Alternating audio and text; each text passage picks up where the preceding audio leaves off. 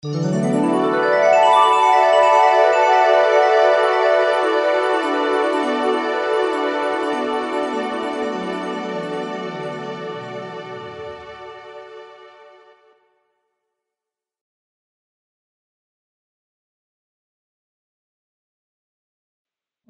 visiem prieks jūs redzēt, kad atradāt laiku būt kopā ar mums.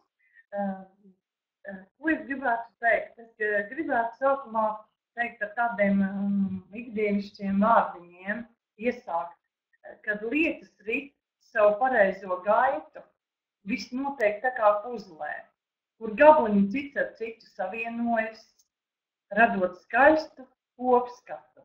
Harmonija veidojas, ja izdodas savienot domu, laiku un īsto vēlmi. Bieži mums ir vēlme, bet tai nav piemērota laika. Un tad pārdzīvojam, ka nenotiek tā, kā gribam. Lietas notiek harmoniski, domas realizējas. Rezultāts ir acīm redzams. Tādēļ, lai iekļautos katrs savā ikdienas ritmā, mums ir vajadzīgs būt pilnīgi pašiem ar sevi savā ikdienas mazajā maģijā. Lai ikdienas mazo maģiju mēs varētu pielietot katrs, tāpēc arī mana doma nāk par šiem maģijas kursiem, kas spētu gan ievirzīt jūs pareizajās sliedēs, gan arī ļautu jūsu dvēselēm dziedāt. Katrs cilvēks ir atnācis uz šo planētu, lai svinētu un baudītu dzīvi. Bet vai cilvēka dvēsele var dziedāt? Ja viņa prāts dzīvo ciešanās un ķermenis slimo, lai atvesļotu savu ķermeni un jūsu dvēseli varētu dziedāt, es aicinu visus būt kopā ar mani, jo šajā maģiskajā veikšanas kursā, bez tām tēmām, kuras es esmu nolēmusi jums pasniegt, vēl es došu arī meditācijas visās reizēs, kas palīdzēs atvesļot 12 pirkstu zarnu, kuņģi, aizkuņģi dziedzeru aknas, kā arī palīdzēs izvadīt visas negatīvās šūnas. Ļoti garas meditācijas būs. Puse būs no, teiksim, stunda būs kaut kāda teorija, otra stunda gandrīz būs meditācija, lai varētu tiešām cilvēki sajusties, kad ir enerģija gan pašos, gan visapkārt. Un pati 1. novembra, var teikt, mana kursa nodarbība būs, kā neatdot savu enerģiju, bet izmantot sev par labu. Jo pārsvarā mēs visi paši sevi apdalām. Beigās mums tās vienkārši pietrūkst. Otra nodarbība, kas būs pašhipnoze un testi, kā noteikt, kas tu īstenībā esi, viņš vai viņa. Jo nevienmēr, ja mēs esam sievieti ārēji, mēs dzīvojam varbūt kā sievieti, vai mēs īstenībā esam šis cilvēks. Varbūt dvēseli mums pavisam kaut ko citu saka. Tāpatās varbūt tu esi vīrietis, bet savā iekšienē pilnīgi tu jūties kā sieviete, un tur nav jābūt ne lesbietei, ne zilajam, kā citi saka. Tur vienkārši ir tā, ka cilvēks jūtas pilnīgi savādāk, jo tā ir viņa dvēsele, kas nosaka, kas tu esi. Un pēdējā nodarbība novembrī būs ķermeņa filosofija, nevis filozofija, bet filosofija.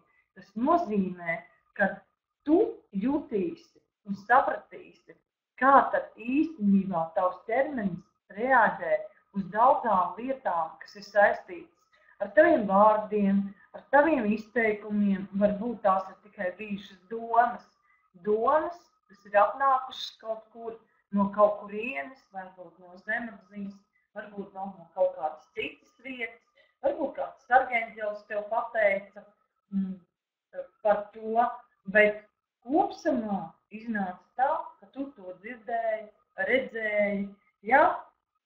Un katrā nodarbībā viņi būs kā tāds atvesļošanās tavs kurs, kas veicinās tavu labsajūtu, tavu piepildījumu.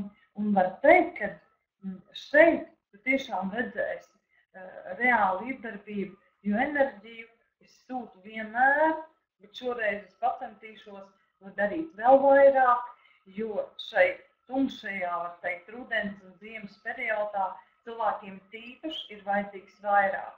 Ir tīpaši man gribas sniegt vairāk un gribas, lai tiešām vairāk saņemtu. Tāpēc, esot kopā ar mani, tu atjauninās savus iekšējos orgānus, šūnas, tu sajutīsi, ka šīs dziedinošās metodas, kuras arī tu iemācīsies, neprasa nekādu lielu laiku tavā dzīvē. Tad tās būs īstas, ērtas, tev viegli pielietojums. Jo pārsvarā ir tā, ka cilvēki baidās, kad būs stundām ilgi jāmeditē, stundām ilgi jāvindro vai vēl kaut kas, un līdz ar to viņi nevēlas vispār piedalīties, jo viņiem liekas, ka tas ir grūti, neiespējami vai maz laika tam. Tad es teikšu, ka tas būs viegli, ātri un viegli izdarāms, jo to dara arī mazi bērni, to dara veci cilvēki, kas vispār knapi varbūt var piecelties no dīvāna. Tad būs iespējams jebkuram vecumam, jebkuram iespējamam cilvēkam to izdarīt.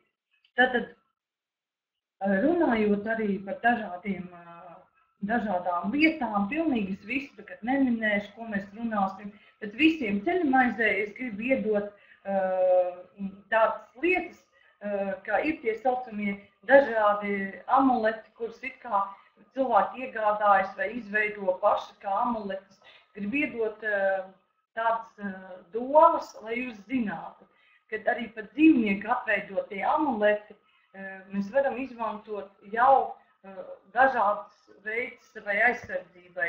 Un, piemēram, ja mēs izmantojam tādu amuletu kā bitīte, tad bitīte skaitās no augu valsts dievietes simbols, kas pārpilnību un auglību un gudrību un laimi simbolizē. Ja delfīni, ļoti daudziem patīk delfīni, tas ir amulets, ko izmantoja pat Odisejs. Tas ir mīlestības ziedošanās un strādīguma simbols, kas palīdz izvairīties no kaut kādām traģēdijām. Tāpat tās gulbis arī var būt kā tāds simbols, kas māju sargā, miermīlība, uzticības un mīlestības simbols. Kaķis melns, man arī ir melns kaķis, kas stāv mājās, aizdara ļauno, palīdz piepildīt vēlēšanos, jo melnā kaķa mugura tiek vairāk paglaudīta, tad viņš arī nes mājā zeltu. Tas būtu tā kā bagātības piepildīšanos. Tad ir arī lauva. Lauva stiprina veselību, dāvā bagātību un panākums. Ir spēka un drosmes simbols. Granāta akmenī iegravēta lauva nes turību, sargā ceļojumos un tīpaši ir lauvas zodiaka simbols. Lācis, ļoti daudz arī krāja lāčus dažādas. Ir tas, kas palīdz sievietēm pat dzemdībās, sievietēm māmiņām, kas gaida bērniņus, aizsargā. Un tad ir mazās bezmārītes, dāvā veiksmi, turību un panākumus. Vēršu un lauvas zīmē dzimušo amulets arī ir. Ola ir vienmēr bijusi mīlestības un auglības simbols. Jo zemnieki sējot labību, pavasarī vienmēr mēdza kaut kur arī nolikt olu blakus, lai tas sēja izdotos labi. Pakalu mēs ļoti daudz glabājam. Tas ir viens no vispazīstamākajiem veiksmes simboliem. lai mājā neienāktu ļaunums. Pakaus jāpienaglo virs durvīm ar galiem uz leju, lai nodrošinātu veiksmi visās lietās, tad ar galiem uz augšu. Tātad praktiski būtu abi divi vajadzīgi. Tātad paldies, ka bijāt ar mani šovakar un esat vienmēr ar mani. Un tad tikšanos novembra nodarbībās. Tas tāds sīks ieskats. Par pārējiem amuletiem pastāstīšu kādā nodarbībā. Jauku jums šo vakaru!